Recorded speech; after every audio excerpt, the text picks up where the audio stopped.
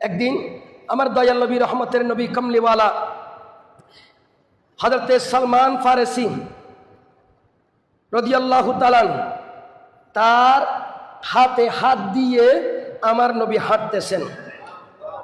সালমান ফারসির হয়তো গর্দানের উপর অথবা হাতের উপর হাত দিয়ে আমার নবী হাঁটতেছেন। সুম্মা ক্বাল লাউ কানাল ঈমানু ইনদা সুরাইয়া লানালাহু রাজালুন ও রাজুলুন মিন হাউলা। জোরে বলেন সুবহানাল্লাহ।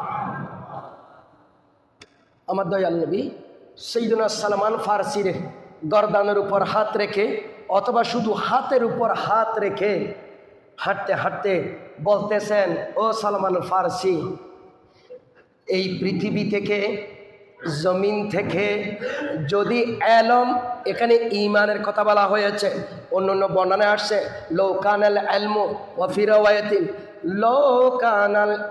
লাউ কানাদ দীনু, ধর্ম, ইসলাম, এলম, ঈমান, যদি পৃথিবী থেকে নাফরমানির কারণে মানুষের ঈমান যদি বিদায় নিয়ে যায়, ইসলাম যদি বিদায় নিয়ে যায়, এলম যদি দুনিয়া থেকে উঠে, সুরাইয়া নামক যে তারকা আকাশে উদিত হয়, সকালবেলা দেখা যায় 5টি তারা এক জায়গার মধ্যে উদিত হয়ে থাকে, এগুলাকে বলা হয় সুরাইয়া তারা।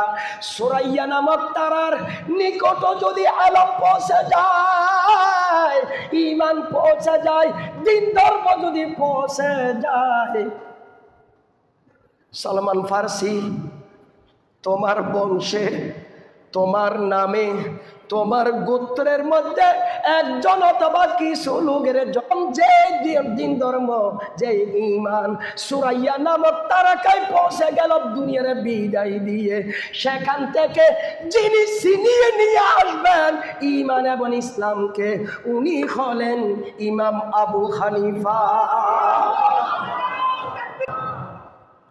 99 বার আল্লাহকে স্বপ্ন দেখেছেন